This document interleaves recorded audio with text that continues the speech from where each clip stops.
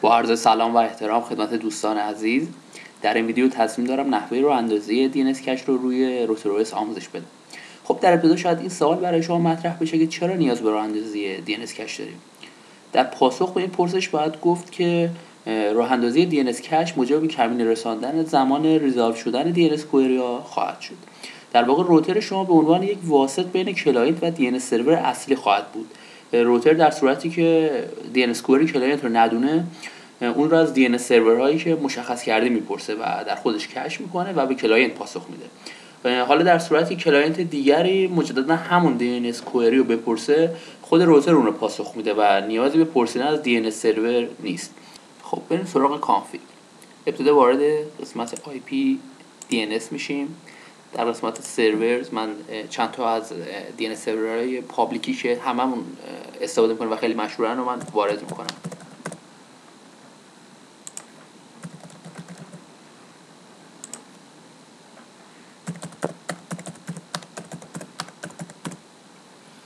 در واقع زمانی که شما اینجا آدرس DNS سرور رو مشخص میکنید، روتر OS به عنوان DNS کلاینت این سرورها قرار میگیره. در صورتی که سرویس هات اسپات و وب پراکسی رو تصمیم داشتید راه اندازی کنید، توجه کنید که حتما این بخش رو باید پر کنید. در صورتی که تیک الون OS رو بزنید، روتر OS به عنوان DNS کش قرار خواهد گرفت. خب من تیکو میزنم و در نهایت اوکی میکنم. قدم دوم نوشتن رول ریدایرکت هست.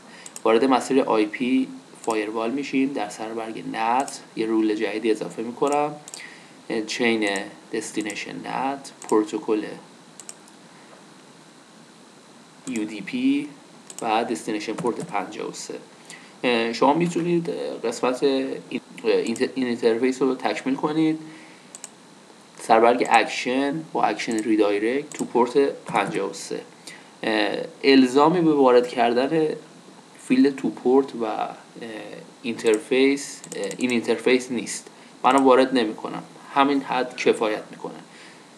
در واقع منظور از این رول اینه که هر درخواستی که به مقصد پورت 53 UDP بود ریدایرکت بشه به خود همین روتر.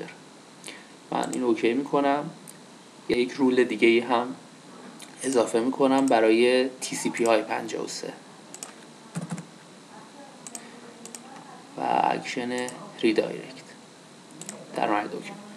فقط توجه داشته باشید اگر فایروال کافی کردید، حتما باید رولی بنویسید که درخواست های TCP و UDP 53 رو اکسپت کنه. در واقع این پورت ها رو روی این روتر باز بذارید. خب مجدد به مسیر IP DNS میریم. قسمت کش. توی این منو درخواست هایی که کش شدن رو میتونید مشاهده کنید. من سراغ یکی از کلاینت ها میرم که تست بگیریم.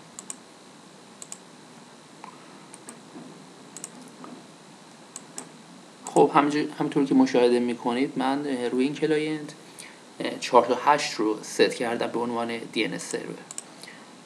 سراغ دستور NS lookup میرم.